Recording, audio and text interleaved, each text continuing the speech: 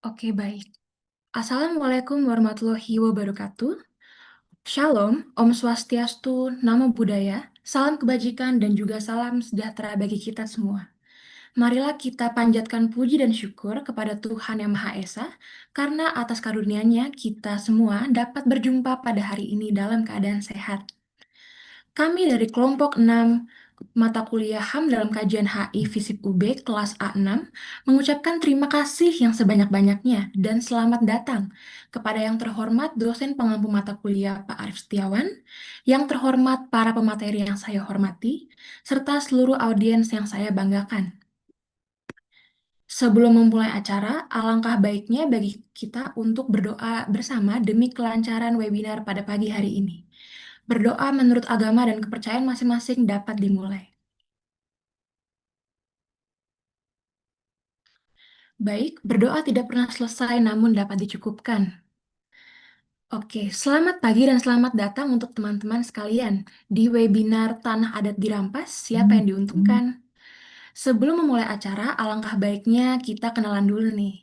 Halo semua, perkenalkan, saya Vira Permatasari yang akan mendampingi teman-teman semua sebagai moderator dalam acara webinar pada hari ini. Kami mengangkat isu spesifik perampasan tanah adat masyarakat Mori. Sebagaimana yang kita ketahui, teman-teman, bahwa perampasan tanah adat merupakan salah satu bentuk kekerasan struktural yang dialami oleh masyarakat adat di Indonesia. Fenomena ini seringkali terjadi dalam konteks pembangunan nasional maupun ekspansi korporasi yang dalam prosesnya mengorbankan hak-hak dasar masyarakat lokal.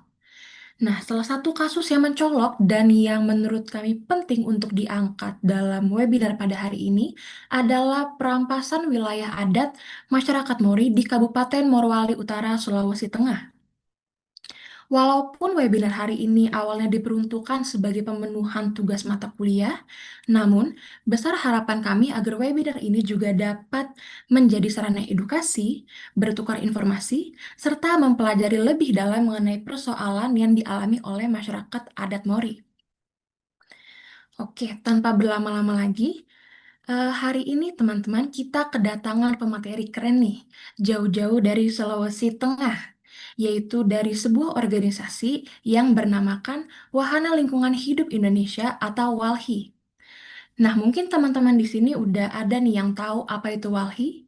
Jadi, WALHI merupakan organisasi yang secara nasional berdiri sejak tahun 1980, yang kemudian mendasarkan gerakannya pada prinsip kesederajatan, kesamaan hak, dan tanggung jawab terhadap pengelolaan serta perlindungan hak lingkungan hidup. Oke, teruntuk webinar kali ini, kami berkesempatan untuk mendapatkan materi yang luar biasa bermanfaat nih, langsung dari manajer advokasi dan kampanye Walhi Sulawesi Tengah itu sendiri. Adapun materi pertama yang akan disampaikan ini diharapkan dapat membuka mata kita akan bagaimana proyek industri ekstraktif, khususnya tambang nikel di Morowali Utara, telah menjelma menjadi alat perampasan ruang hidup masyarakat adat. Langsung saja, mari kita sambut Kak Wandi dari Walhi Sulawesi Tengah. Kepada Kak Wandi, waktu dan layar saya persilahkan. Oke, makasih kakak sudah dipersilahkan. Eh, apakah sudah kelihatan dalam fotoku? Belum bisa ya kak? Belum bisa Kakak, iya.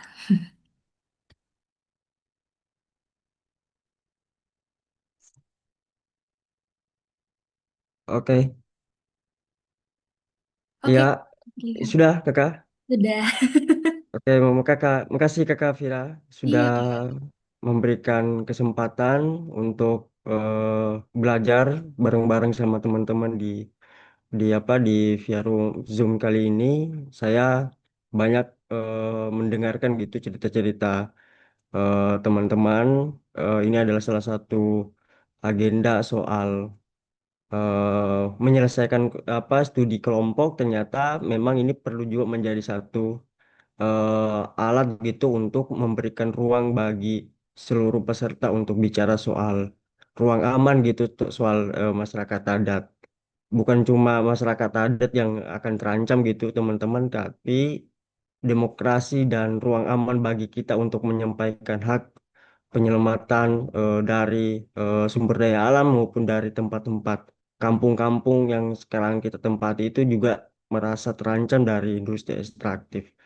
Nah, saya beberapa presentasi gitu akan ku sampaikan. Mungkin teman-teman bisa bantu aku untuk men-share karena ini memang berangkat dari cerita-cerita yang ada di Tapak gitu, yang ada di apa di Morowali Utara dan memang ini sampai saat ini terus berdampingan gitu dari dari apa dari perampasan tanah dan kemudian penghilangan ruang penghidupan masyarakat.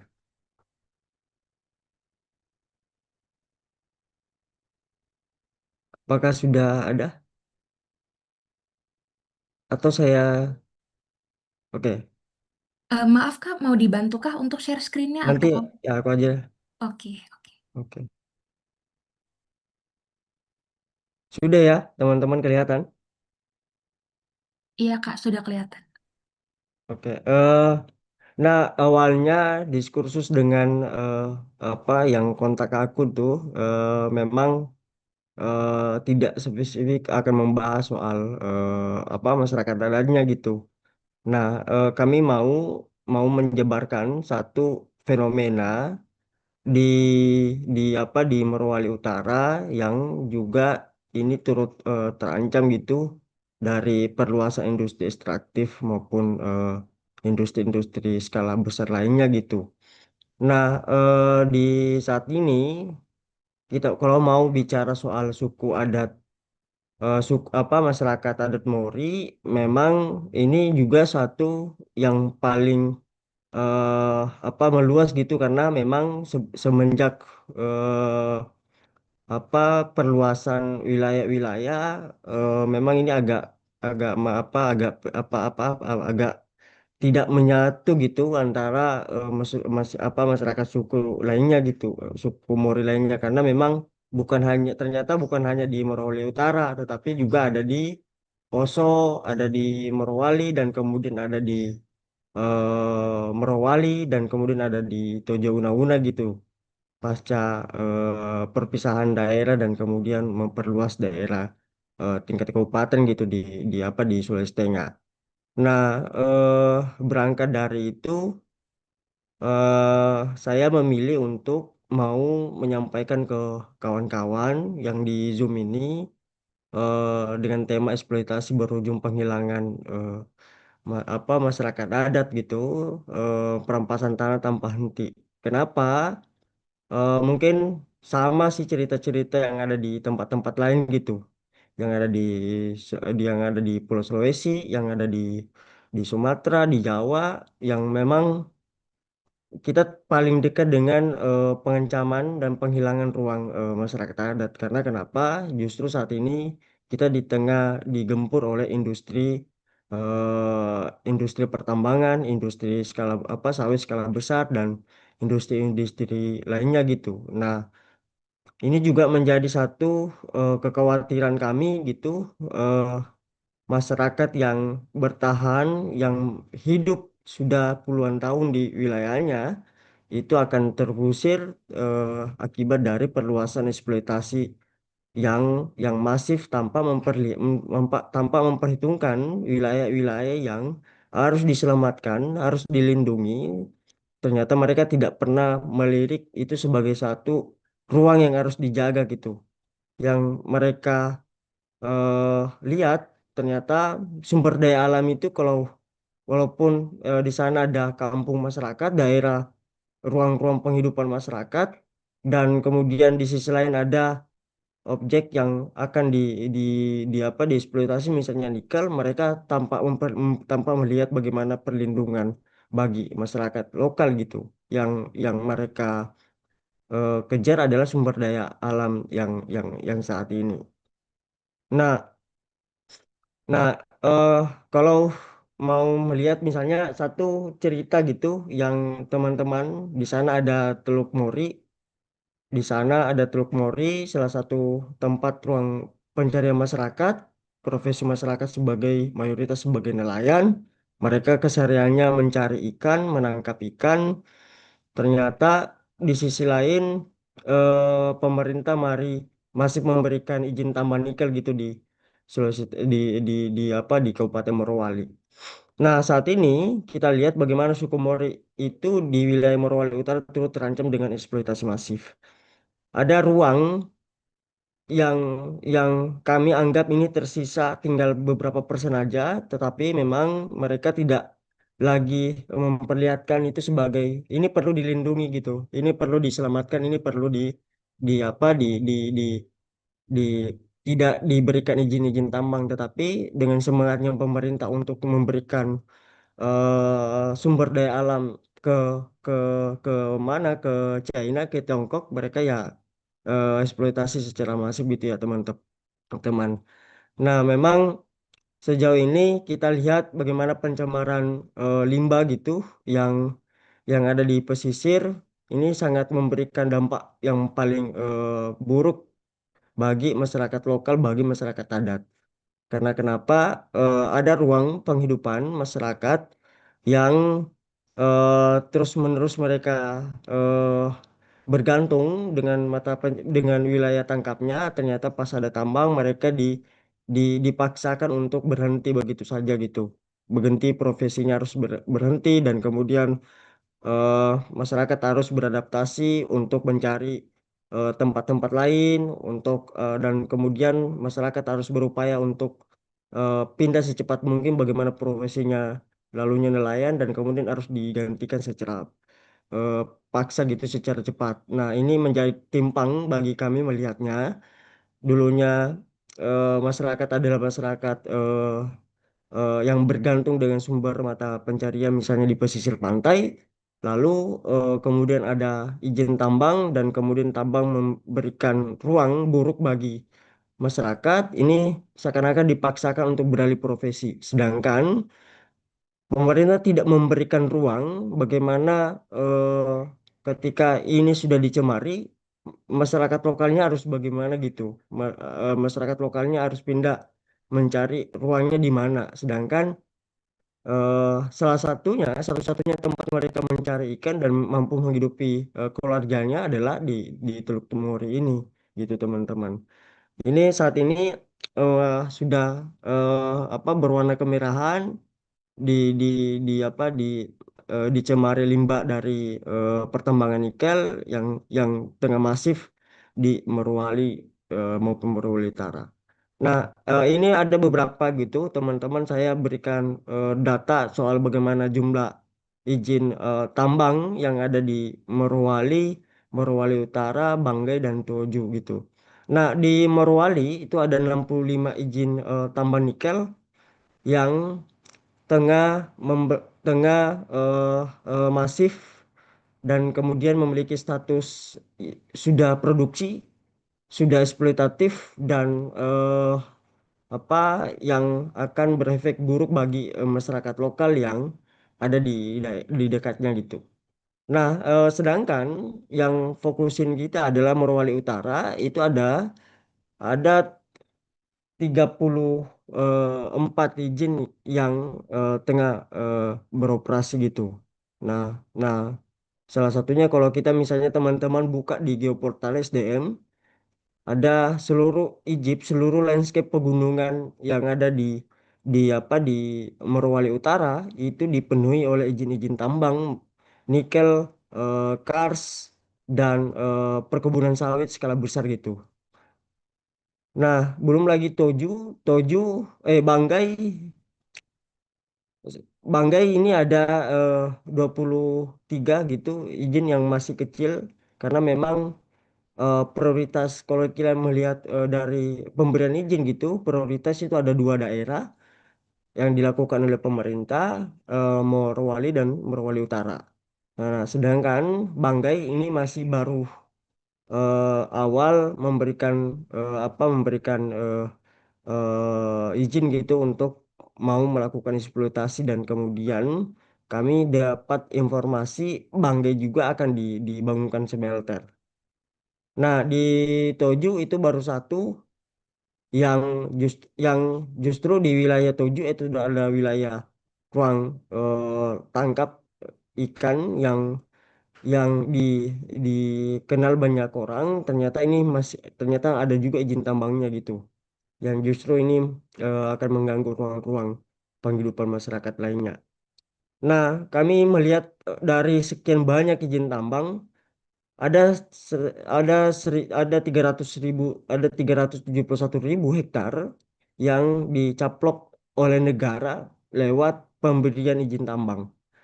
Nah, di Morowali Utara ada 100 ribu gitu, 100 lebih ribu hektar yang ada di Morowali Utara itu masuk wilayah masyarakat masyarakat adat gitu, yang tengah digempur oleh industri. Secara tidak langsung, tanpa kita sadari, ini akan perlahan-lahan akan menghilangkan ruang penghidupan masyarakat di sana. Dan cara-cara praktek-praktek juga yang dilakukan oleh apa oleh industri tambang nikel itu adalah eksploitatif, perampasan yang secara masif, tidak ada sosialisasi, tidak ada keterlibatan publik untuk didengarkan informasinya masyarakat, apakah masyarakat menerima dengan izin, menerima keberadaan tambang atau tidak. Yang ada adalah pencaplokan secara masif dan perampasan secara nyata. Nah, nah, ini adalah beberapa eh, dampak gitu yang saya temui di lapangan, dan kemudian ini juga berangkat dari cerita-cerita apa perjuangan masyarakat mempertahankan ruang-ruang tangkap ikannya gitu. Nah, dulunya di wilayah ini adalah Teluk Mori. Dulunya mereka melakukan tangkap ikan di sepanjang pesisir pantai dan juga dekat, tidak jauh mereka mengambil ikan, dan juga dikenal lalu sebagai penghasil ikan yang banyak gitu di wilayah ini. Lalu pasca ada tambang, kita lihat bagaimana kondisinya teman-teman, merah kemerahan yang dipenuhi oleh limbah tambang nikel. Nah, di sini ada salah satu izin tambang. Kalau kita lihat kalau di geoportal itu ada ya, PT Cor gitu, PT Cor yang kemarin sudah digugat dan kemudian berhenti untuk beroperasi. Nah, ini mereka tengah menyusun strategi apa perusahaan lakukan untuk kembali beraktivitas. Nah, ini contoh dilihat saja merah, dan kemudian ini tidak tidak layak untuk dihidup di apa digunakan untuk sebagai ruang tangkap ikan. Karena kenapa? Mungkin ikan akan dicemari dengan logam berat gitu. Kandungan yang akan berbahaya bagi masyarakat kalau mereka harus mengonsumsi ikan di di warna yang begini. Nah, eh dampak lingkungan yang terus terjadi gitu di Morowali Utara. Yang pertama pencemaran pesisir kita lihat di Teluk Tomori, dan kemudian bencana ekologis. Nah, bencana ekologis ini tidak lagi menjadi hal yang biasa di Morowali gitu. Ketika musim penghujan, maka yang terjadi adalah bencana longsor, dan pernah di satu daerah, nanti di slide selanjutnya akan menjelaskan satu daerah yang di di apa eh, pas bencana satu meninggal gitu akibat longsor. Itu karena kenapa? Mereka tidak ada informasi, ternyata di bagian hulu itu bukan sudah besar, dan kemudian daya dukung daya tampung lingkungan sudah tidak stabil, maka musim penghujan terjadi itu mengalami bencana ekologis itu, longsor dan menewaskan satu orang. Nah, cara-cara awal perusahaan masuk untuk untuk melakukan penambangan itu adalah perampasan tanah. Mereka tidak pernah terlibat kepada masyarakat, dimintai informasinya, dan kemudian mereka tidak pernah keterlibatan masyarakat didahulukan gitu. Harusnya eh, kalau kita cek di undang-undang sebelum di apa undang-undang sebelum direvisi undang-undang minerba saat ini, sebelumnya ada keterlibatan publik lebih utama gitu. Ada sosialisasi yang dilibatkan oleh masyarakat. Nah, nah sosialisasi ini bukan langsung menawarkan eksploitasi itu kapan, tapi di sosialisasi seharusnya dilakukan oleh perusahaan. Perusahaan harus mintai pendapat masyarakat. Apakah masyarakat menerima dengan izin tambang? Apakah masyarakat menerima akan ada keberadaan tambang? Kalau masyarakat menolak, seharusnya perusahaan tidak bisa melakukan pertambangan di situ. Tapi metode yang dia lakukan itu terbalik. Mereka tanpa sosialisasi, tanpa informasi, dan langsung melakukan eksploitasi. Nah, ini kan cara-cara melakukan pelanggaran HAM yang terus terjadi di wilayah-wilayah industri ekstraktif pertambangan nikel. Nah, dan juga ada penghilangan ruang wilayah gitu, wilayah kelola rakyat. Kalau kami di Walhi Sulteng, Walhi Nasional dan teman-teman lainnya, kami selalu bilang bahwa eh, akan ada penghilangan wilayah kelola rakyat. Wilayah kelola rakyat adalah penghilangan di mana masyarakatnya bergantung dengan hasil pertanian, hasil perikanan, dan kemudian hasil-hasil lainnya gitu sumber dari dari bumi. Nah, itu akan turut terancam di masyarakat sana.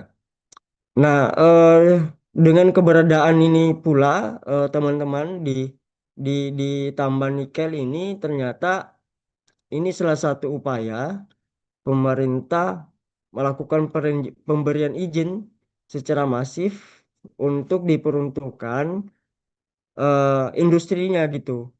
Ada tambang di bagian hulu, ada tambang nikel di bagian hulu, di bagian hutan yang tengah mengobrak-abrik, lalu kemudian ore nikel itu industri, dibawa ke industri. Nah, di Morowali Utara, kalau sempat teman-teman ke sana atau lihat di berita ada satu perusahaan namanya Gambastar Nickel Industri yang tengah turut hadir merampas ruang penghidupan masyarakat seperti di Tanauge. Kalau teman-teman apa cari informasi di Tanauge, desa terpencil hanya bisa diakses menggunakan kapal dari Kolondale ke Tanauge.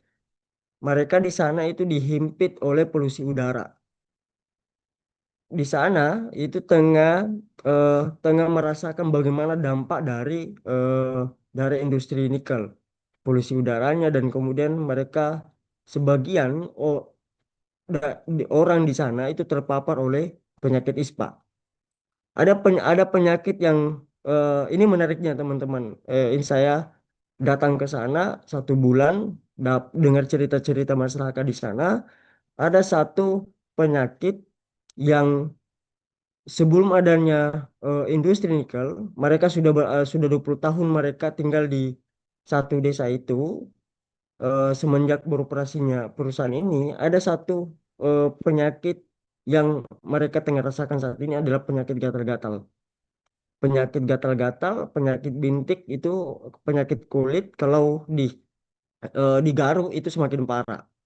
Nah, ini tengah dirasakan oleh masyarakat di desa Tenauge sana gitu. Di Geng 1 Gambastar Nikel Industri satu perusahaan.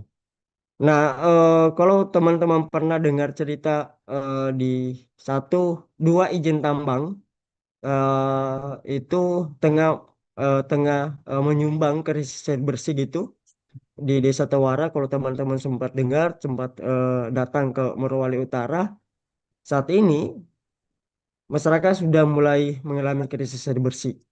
Karena kenapa di bagian hulu mereka mau berakabrik untuk mencemari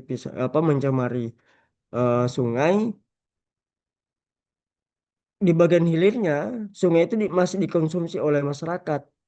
Ternyata sungai ini sudah berwarna kemerahan yang tidak layak untuk dikonsumsi. Nah, dari kemarin kita sempat melakukan uji uji pemilihan sampel gitu. Nah, kami menemukan di sepanjang Bahodopi dan tempat-tempat lainnya di Morowali Utara. Ini terkandung oleh chromium hexavalent gitu yang mengandung logam berat. Ini para para sekali teman-teman karena sepanjang sungai di wilayah pertambangan mereka mengandung logam berat. Nah, logam berat kalau kita cek-cek di internet gitu itu paling berbahaya bagi tubuh kalau ini dikonsumsi.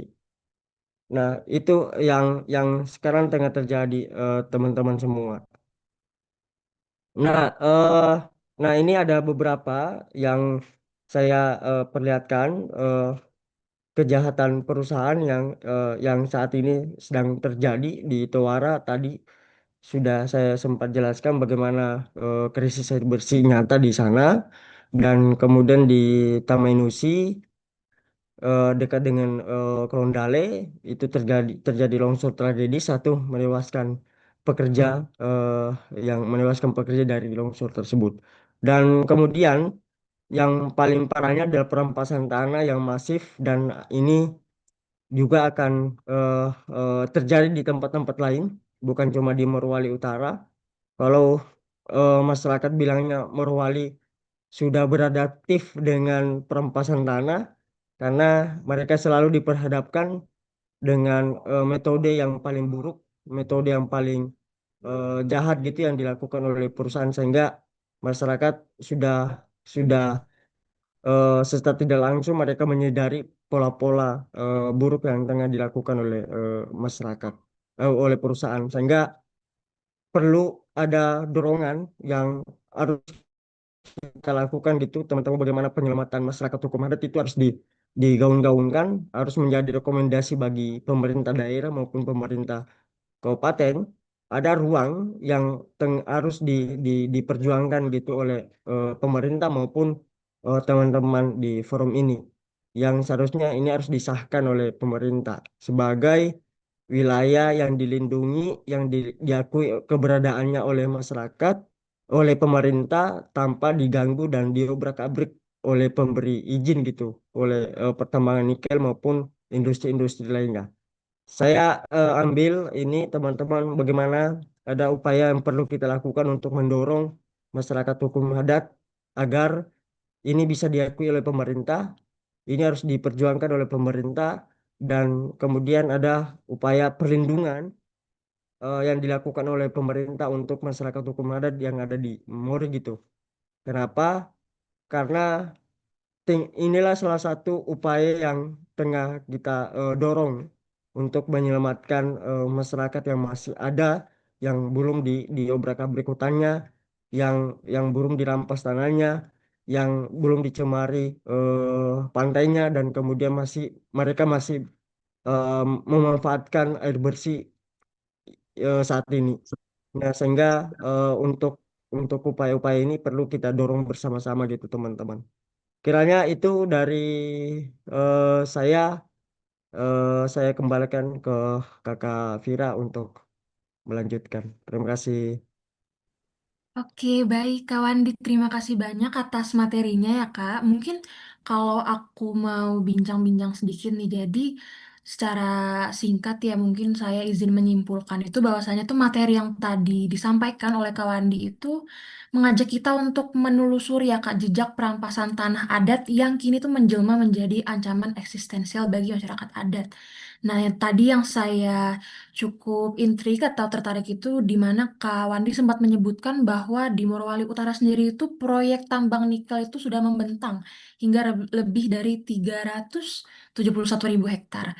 Begitu ya Kak. Nah mungkin tadi juga saya ingin menekankan kembali ya Kak tentang yang Kakak itu tadi sebutkan bahwasanya itu Walhi melakukan uji sampel terhadap air di wilayah tersebut. Betul yang menunjukkan kandungan logam berat ya Kak, yang berbahaya untuk dikonsumsi. Jadi hal ini itu bukan hanya soal kerusakan lingkungan mungkin Kak, tapi melainkan soal nyawa, kesehatan, dan keberlangsungan hidup komunitas adat. Betul begitu ya Kak. Oke, nah mungkin terima kasih banyak Kak Wandi atas penyampaian materinya. Mungkin Izinkanlah saya untuk bergeser ya Kak ke pemateri selanjutnya betul sebelum kita di akhir webinar akan melaksanakan sesi tanya jawab dan juga diskusi dengan teman-teman audiens. Oke, teman-teman. Nah, mungkin yang tadi masih belum cukup nih. Kira-kira materi yang tadi disampaikan oleh Kak Wandi belum cukup nih, Kak. Aku masih mau lagi. Nah, oke, teman-teman. Nah, perkenankanlah saya untuk kemudian mengundang pemateri selanjutnya, yaitu mahasiswa dari Program Studi Hubungan Internasional Angkatan 2022 yang kali ini akan menyampaikan sedikit pendalaman dan juga lanjutan materi yang khusus diperuntukkan bagi kita, mahasiswa hubungan internasional dengan menghadirkan instrumen-instrumen HAM seperti ICE-SCR, UNDRIP, dan juga ICCPR dalam melihat bagaimana nih perjuangan masyarakat adat itu bukan sekedar isu lokal, tapi bagian dari perjuangan hak asasi manusia global, sebagaimana yang tadi juga sempat disebutkan oleh kawan dia, teman-teman. Nah, tanpa berlama-lama lagi, mari kita undang Kak Farah Fatihah untuk bergabung bersama kami. Nah, kepada Kak Farah, waktu dan layar saya persilahkan, Kak. Baik, terima kasih Kak Fira atas waktunya. Selamat siang teman-teman semua. Assalamualaikum warahmatullahi wabarakatuh dan salam sejahtera bagi kita semua. Yang saya hormati dosen pengampu, panitia pelaksana, teman-teman peserta diskusi yang luar biasa, dan juga Kak Wandi dari Walhi yang spesial ya. Terima kasih untuk meluangkan waktunya. Di sini saya merasa sangat antusias, tapi sekaligus cukup prihatin ya untuk membawakan topik hari ini. Karena kita tidak sedang membahas hal yang jauh dari kehidupan nyata. Kita sedang bicara tentang masyarakat adat, tentang hak asasi manusia, dan juga tentang pertarungan ruang hidup yang sangat nyata yang terjadi di negeri ini. Nah, salah satunya yang tadi disampaikan Kak Wandi di Morowali Utara. Nah, teman-teman pernah nggak kita tuh berpikir bahwa di balik keindahan alam, adat dan budaya yang ada di Indonesia, ada masyarakat adat yang terus berjuang mempertahankan identitas dan juga tanah mereka. Bahkan kadang sampai harus berhadapan dengan hukum yang tidak berpihak. Nah, hari ini saya akan mengajak teman-teman untuk diskusi bareng tentang kenapa rancangan Undang-Undang Perlindungan Masyarakat Adat itu penting untuk kita perjuangkan bersama. Jadi sebelumnya, kalau teman-teman belum tahu, Indonesia itu sudah memiliki rancangan undang-undang untuk perlindungan masyarakat adat. Tetapi sudah 10 tahun lebih itu dia mandek di DPR gitu. Nah, sekarang kita bahas kenapa RUU ini tuh penting untuk kita dorong, kita advokasikan agar dia segera disahkan. Gitu. Nah, sudah kelihatan ya share screen-nya ya? Bisa di next. Nah, baik. Sebelum kita mulai, kita cari tahu dulu nih, menurut teman-teman apa sih yang dimaksud dengan masyarakat adat? Nah, bagi yang belum tahu spesifiknya seperti apa, jadi kurang lebihnya masyarakat adat itu merupakan kelompok yang hidup secara turun-temurun di suatu wilayah. Dia punya sistem nilai sendiri, punya hukum sendiri, dan juga adat istiadat sendiri. Nah, mereka itu menjaga hutan, tanah, air, dan juga kearifan lokal kita. Makanya mereka itu perlu dilindungi sebenarnya. Tapi fakta di lapangannya, itu banyak masyarakat adat yang kehilangan hak atas tanah mereka. Seperti yang tadi disampaikan Kak Wandi, data dari Walhi, kemudian dari Aman, dan Komnas HAM, itu ada ratusan konflik agraria yang setiap tahunnya itu melibatkan masyarakat adat sebagai korban. Nah, kemudian di tengah derasnya arus pembangunan dan juga modernisasi yang terjadi di Indonesia, masyarakat adat itu sering sekali menjadi korban. Tanah mereka itu sering dirampas atas nama investasi, hak mereka dikesampingkan demi proyek-proyek nasional, kemudian budaya mereka itu bahkan kadangkala direndahkan atau bahkan dihapuskan secara perlahan. Dan yang menjadi concern adalah hingga hari ini belum ada satupun payung hukum yang secara utuh mengakui, melindungi, dan juga memberdayakan masyarakat adat di Indonesia. Jadi apa yang sebenarnya salah? Ya, seperti yang disampaikan tadi, tidak adanya payung hukum yang jelas. Nah, teman-teman, RUU Perlindungan Masyarakat Adat yang sekarang kita bahas, itu hadir sebagai bentuk respon hukum negara terhadap realitas yang selama ini dihadapi oleh masyarakat adat. Mulai dari tidak diakuinya hak ulayat, tanah ulayat, kemudian eksploitasi sumber daya alam, hingga penggusuran paksa yang dibungkus dalam nama pembangunan gitu. Nah, contohnya tadi jelas ya sudah disampaikan di materi sebelumnya, seperti kasus masyarakat adat Mori di Morowali Utara yang dengan berkonflik dengan PT GNI yang berdiri di atas tanah yang mereka klaim sebagai tanah adat mereka seperti itu. Nah, tapi yang menjadi ironi adalah pembangunannya itu tetap berjalan terus gitu, meskipun klaim kepemilikannya itu belum tuntas gitu. Nah, bahkan akhirnya menimbulkan konflik sosial dan itu juga mengancam keamanan atau hak asasi manusia dari masyarakat adat sendiri seperti itu. Jadi sebenarnya ini tuh bukan hanya sebatas konflik kepemilikan tanah, konflik agraria, tetapi juga pelanggaran HAM. Next. Nah, sebelum kita masuk lebih jauh lagi ya, kita coba bedakan dulu antara tanah ulayat dan juga tanah komunal. Ini kalau teman-teman belum tahu apa bedanya, itu nggak apa-apa, karena memang belum banyak orang yang tahu. Padahal hal ini tuh sangat penting gitu. Apalagi kalau kita bicara soal hak masyarakat adat. Nah, jadi tanah ulayat itu adalah tanah yang dikuasai oleh masyarakat hukum adat dan juga dikelola berdasarkan hukum adat setempat. Nah, bukan hanya soal kepemilikan fisik, tapi juga punya makna spiritual dan kultural sendiri. Nah, ada di pasal 3 Undang-Undang, saya agak lupa ya, pokoknya Undang-Undang tentang pertanahan. Dia itu menyebutkan bahwasanya atas dasar hak ulayat dan juga hak-hak serupa itu dari masyarakat hukum adat. Nah, jadi negara kita itu mengakui keberadaan tanah ulayat selama kenyataannya masih ada dan juga dipraktekkan oleh komunitas adat. Nah, sedangkan tanah komunal itu lebih ke bentuk kepemilikan bersama oleh sekelompok orang dan tidak selalu berbasis adat. Bisa jadi tanah milik korporasi, kemudian tanah keluarga besar, atau tanah hasil program transmigrasi. Pengelolaannya itu pakai kesepakatan kelompok dan juga bisa dibuat akta hukum atau bahkan sertifikat hak milik bersama. Jadi tanah itu lebih fleksibel secara hukum positif, seperti itu. Nah, untuk Undang-Undang Pokok Agraria ini, itu meskipun telah mengakui keberadaan hak ulayat masyarakat adat melalui pasal 3, tapi implementasinya hingga saat ini itu masih kurang optimal. Jadi dalam praktiknya, negara itu seringkali lebih mengutamakan kepentingan ekonomi dan investasi, seperti izin konsesi perkebunan, tambang, dan proyek strategis nasional, ketimbang melindungi hak kolektif masyarakat adat atas tanah ulayat yang secara historis dan kultural itu merupakan bagian dari identitas mereka. Akibatnya apa? Akibatnya banyak komunitas adat yang terus mengalami perampasan ruang hidup tanpa perlindungan dan hukum yang memadai. Meskipun pengakuannya secara normatif itu sudah ada dalam konstitusi maupun undang-undang pokok agraria tersebut. Gitu. Next. Nah, disinilah rancangan undang-undang masyarakat adat itu menjadi penting.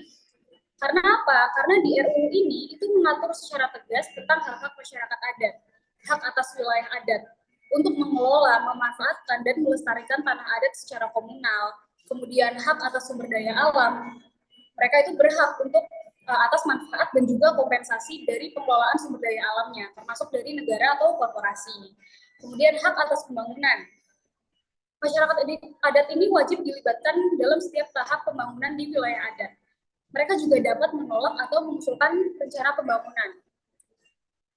Kemudian hak atas kebudayaan dan juga spiritualitas. Masyarakat adat ini berhak untuk menjalankan adat, kepercayaan leluhur mereka, dan juga melindungi kekayaan intelektual tradisional. Kemudian ada hak atas lingkungan hidup. Masyarakat adat berhak atas lingkungan sehat dan dapat menolak ajakan yang merusak wilayah adat. Kemudian